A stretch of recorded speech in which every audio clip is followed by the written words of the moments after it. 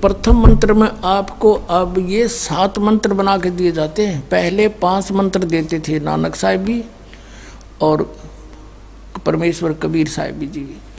फिर ये है 5 नाम हैं जो हमारे कमलों में ये प्रधान बैठे हैं। मूल कमल में गणेश जी, स्वाद चक्र में सावित्री ब्रह्मा जी, नाभि कमल में विष्णु और लक्ष्मी जी, हृदय कमल में शिव पार्वती जी और कंठ कमल में ये दुर्गा जी। तो ये 7 नाम इसलिए देते हम कि मान लीजिए उपदेश ले लिया और ये प्रथम मंत्र एक बार मेरे मुख से भी सुन लिया मालिक की इसकी जैसे हम देते हैं, और फिर उसकी उस सुनने के बाद साथ साथ बोल लिया और फिर भी मृत्यु हो जाती है, तब मनुष्य जीवन गारंटीड है उस व्यक्ति को, ये गारंटी देता है। और यदि उसने जाप कर लिया कुछ दिन और विश्वास ठीक रहा तो वो स्वस्थ भी होगा और इसकी इसी जीवन में आयु बढ़ती चली जाएगी, परमात्मा बढ़ाता चला जाएगा जब तक उसका मोक्ष नहीं होगा, इस जन्म में पार कर देगा आपको। तो इसलिए ये 7 मंत्र दिए जाते हैं। ये पहले वाला लास्ट वाला मंत्र आपको जन्म दिलाएगा तुरंत, मनुष्य जीवन का गारंटीड है, मृत्यु भी हो जाएगी पुण्यात्मा। इसलिए मान लीजिए किसी का कोई बीमार है, या 80% व्यक्ति दुखी आए हुए, और जो विश्वास कर लेता उनको गारंटीड बात पूछ लो, यहाँ लाखों बैठे होंगे आ जाते हैं, सुनते रहना और सब स्वस्थ हो जाते हैं। तो ये वो परमात्मा है। तो इसलिए प्रथम मंत्र जो आपको दिए जाते हैं इनमें ये 2 मंत्र अब कंपलसरी थे, पहले नहीं थे ये। तो इसलिए परमात्मा ने कंप्लीट कोर्स बना करके गरीबदास जी के माध्यम से हमारे तक पहुंचाया है। और जैसे आप जी किसी का जैसे विदेश गए हो, स्वदेश आना है, वहाँ आपने कोई कारोबार शुरू कर रखा है, कोई फैक्ट्री वगैरह लगा रखी है और आपका ठीक से काम चला नहीं, आपका बिजली का कनेक्शन कट गया, टेलीफोन कनेक्शन कट गया, पानी का कनेक्शन कट गया, गैस कनेक्शन कट गया, पैसे बने नहीं तो आप कंडम हो गए। और वहाँ कोई ऐसा प्रभावशाली व्यक्ति आपको मिल जावे, सरकार को गारंटर बनाए कि भाई तुम इनका चालू करो कनेक्शन, मैं गारंटर बनता हूँ, और फिर उसको कहेगा भी तू पैसे तो देगा, यही तेरे कर्जा उतारेगा, नहीं तो फिर काट दियो ना, वो देता क्या बात है।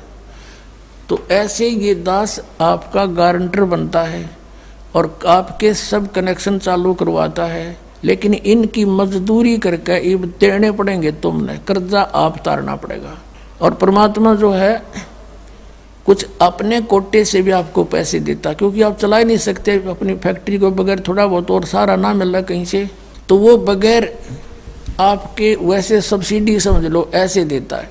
तो परमात्मा पहले आपको सब्सिडी देता है जिससे आप अपना काम चलाओ और फिर डट कर भक्ति करो, मर्यादा में रहो, आप धनी हो जाओगे, बहुत शीघ्र धनी हो जाओगे। बहुत कीमत है इन मंत्रों की। इन भगवानों के जो 5 प्रधानों से आपने मुक्त होना है, त्रिकुटी पर जब जा सको हो उस समय पहुंच पाओगे जब इनसे आप अपना नो डू सर्टिफिकेट ले लोगे।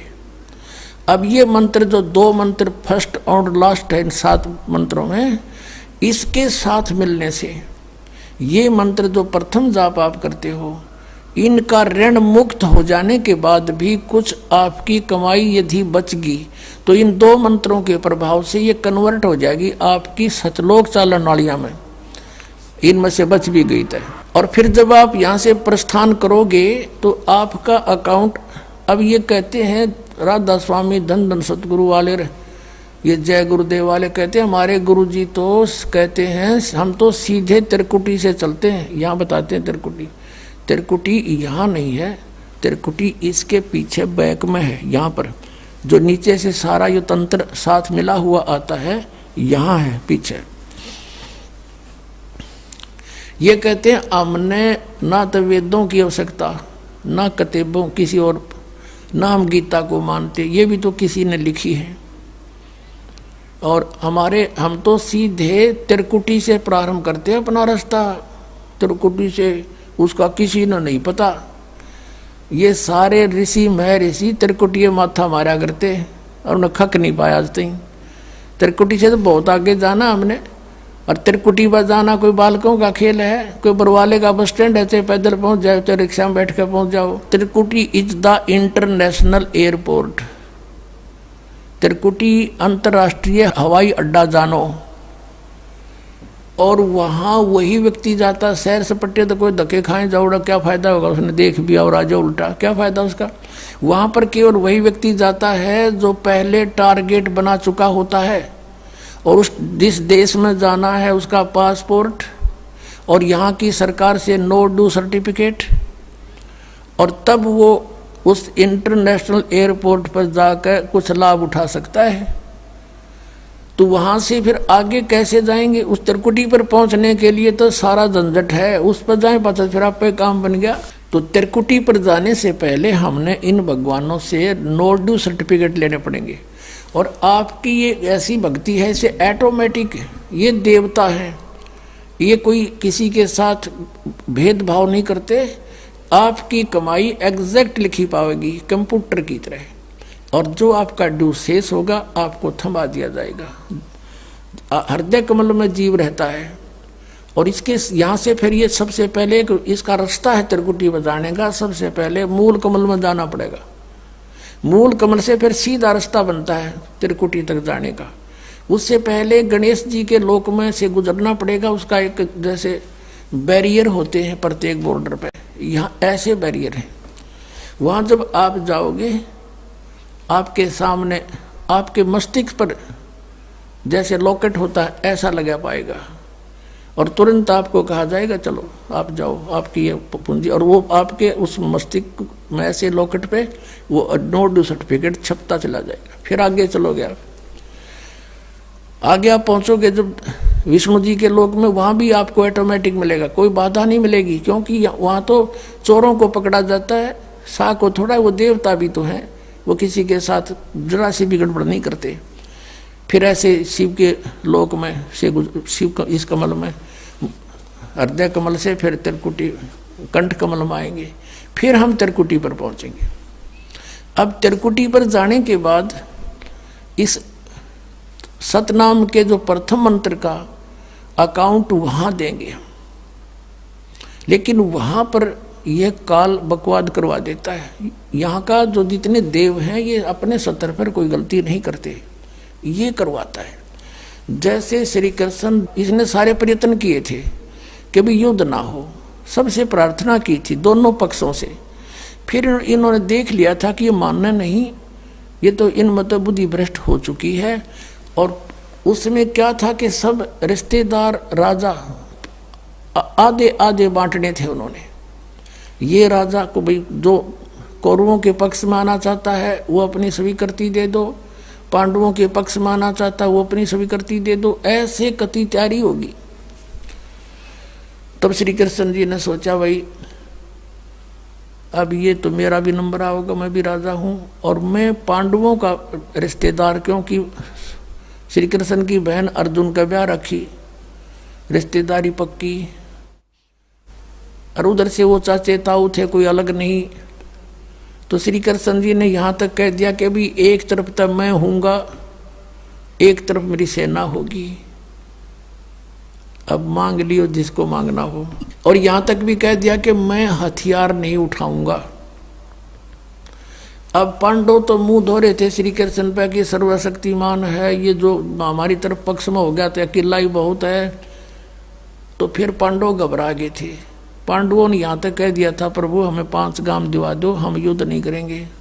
वो नहीं मानना था, फिर भी छोड़ो इस बात को, हम आगे लेंगे। तो फिर जब महाभारत का युद्ध हुआ, अब श्री कृष्ण ने हथियार उठाया, पहिया उठा लिया रथ का, उसको अपनी शक्ति से सुदर्शन चक्र बना दिया और उसने बहुत लाखों लोगों को काट डाला। अब ये अपने सतर पर गलती नहीं करते ये देवता, जब तक ये न्यूट्रल रहते हैं। और जब इस काल ने इन पर प्रभाव किया, अंदर प्रवेश कर गया इसके काल, श्री कृष्ण के पाप को बनवा दिए इसके, और सुदर्शन चक्र उठवा दिया और झूठा बना दिया, वह प्रतिज्ञा भंग करवा दी। ऐसे ये त्रिकुटी पर जाकर चाल चाल है, यहाँ तक नहीं बोलता ये। अब वहाँ ये कोशिश करता है कि इसको यहाँ उलझा दूँ। उससे पहले बहुत सी ऐसी बहुत से वहाँ पर त्रिकुटी तो एक बहुत बड़ा सांग है, बहुत बड़ा प्लेटफार्म है, और वहाँ पर कहीं पर डांस हो रहे हैं, कहीं पर दुकानें लगी हैं, औरतें खड़ी हैं, नाच रही हैं, कोई अर्धनग्न शरीर में खड़ी हैं, और बहुत से वैसे सुंदर सुंदर खड़े हाथी सजे हुए। तो ये जीव वहाँ जाकर बिचल जाता है। सब ये नकली गुरु भी वहीं खड़े हैं, नकली गुरुओं का रूप बनाकर तो काल आता है, और अपने असली गुरु का रूप बनाकर परमात्मा आते। इस दास के रूप में आपको त्रिकुटी पे उपलब्ध होंगे परमात्मा। तो वहाँ क्या होगा कि कई बार ये काल भी परमात्मा यानी असली गुरु का रूप बनाकर खड़ा हो जाता है। तो सबसे पहले आप क्या करोगे, प्रणाम जब करोगे गुरुदेव को, ये स्वभाव तो आपका यहाँ बना ही दिया जाता है, गुरु जी दिखे दंडवत करोगे। दंडवत करते समय एक सतनाम का सुमरण अवश्य करना होता है।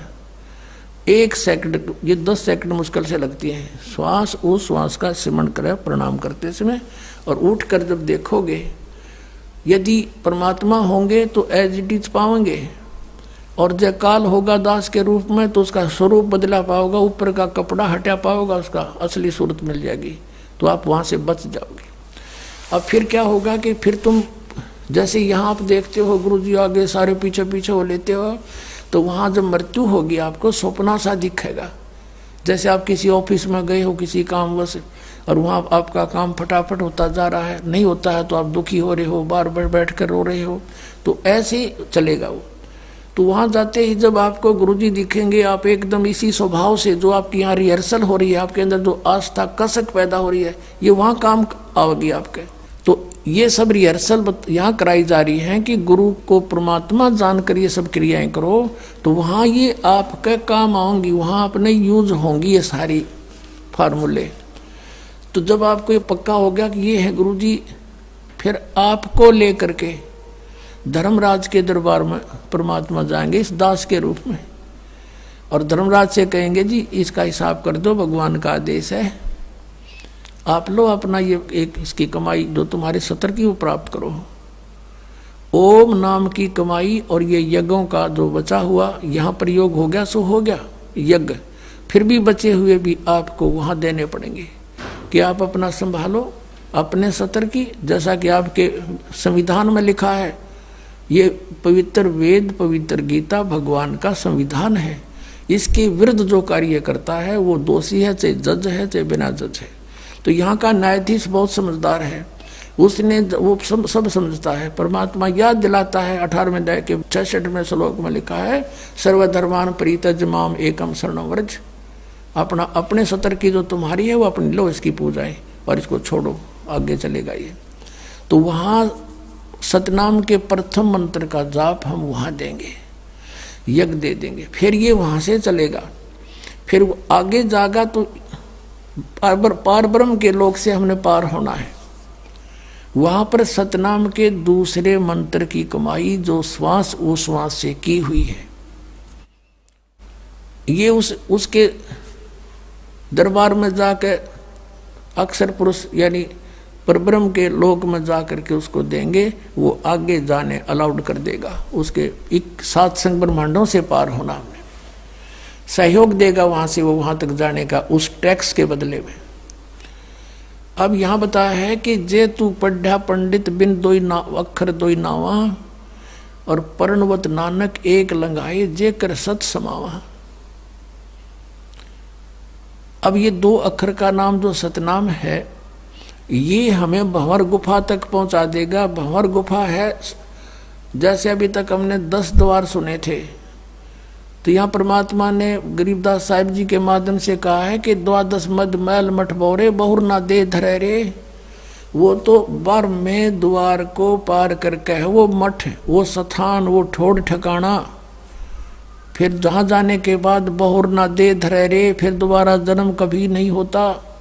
एक 10वां द्वार तो इस शरीर से निकलना है, ये शरीर और एक ब्रह्मांड एक है, इससे निकल गया। कई योगी देखे यहाँ से शरीर फोड़ जाते हैं, यहाँ एक काग बोलते हैं इसको, स्थान को काग। छोटे से बच्चे को आप देखोगे नर्म नर्म स्थान होता है, वो कई बार नीचे हो जाता है तो उसको एक देसी इलाज से ऊपर उठाते हैं हाथ से, तो इसको फोड़ के वो बाहर निकल जाते हैं। वो कहते हैं जिसकी मृत्यु यहाँ से हुई हो ना, उस योगी को कहा करते इसने ब्रह्मांड फोड़ दिया। ब्रह्मांड फोड़ दिया, केकला तोड़ दिया। ब्रह्मांड के बीच में, प्रत्येक ब्रह्मांड के बीच में वैक्यूम प्लेस है, खाली स्थान, बहुत लंबा चौड़ा। ये फिर वहाँ धक्के खाएं जाओ, उसका वहाँ के चक्कर काटे जाओ, ठंडी ठंडी इसमें लगती रहे, और वहाँ इसकी कमाई पूरी हो जाएगी, फिर वापस नरक में। और फिर 21 ब्रह्मांड का भी एक ग्रुप है, चारों तरफ से एक अंड आकार है, और 21वें ब्रह्मांड का कनेक्शन जो है उसके चारों तरफ भी फिर खाली स्थान है, और वहाँ से सीधा एक 11वां द्वार है, वो अक्षर पुरुष के लोक में प्रवेश होता है, 7 संघ ब्रह्मांडों का। वो 7 संघ ब्रह्मांड भी चारों तरफ से एक तरफ बंद हुए हैं, पैक हैं, और बीच में अलग अलग डिवाइड हैं, वो अलग है। तो जब 11वें द्वार को पार करेंगे तो उसमें प्रवेश कर जाएंगे, अक्षर पुरुष के लोक में है।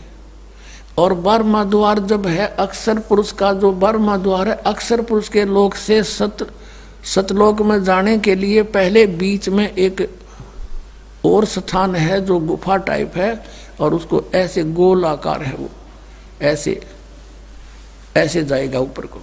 तो वहाँ जब हम 12वें द्वार पर खड़े हो जाते हैं, इसका जो अक्षर पुरुष का चारों तरफ से जो बंद है उसके पारदर्शक है, वो वहाँ से सतलोक दिखाई देता उस आत्मा को जिसके पास सार नाम की कमाई है। अन्य को नहीं दिखता, अक्षर पुरुष के लोग व्यक्तियों को नहीं दिखता, वहाँ के प्राणियों को नहीं दिखता, तो वहाँ से फिर वो दिखाई देता है।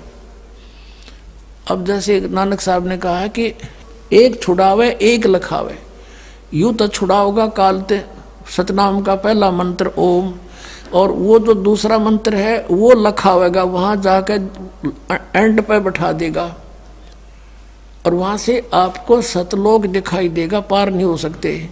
सार नाम है जिसके पास, तो फिर वो आगे उस भंवर गुफा से पार करके, और फिर आपको 12वां द्वार पार करके तब परमात्मा का वो मठ है, वो स्थान है, सतलोक है, जहाँ जाने के बाद साधक फिर लौट कर कभी संसार में नहीं आते।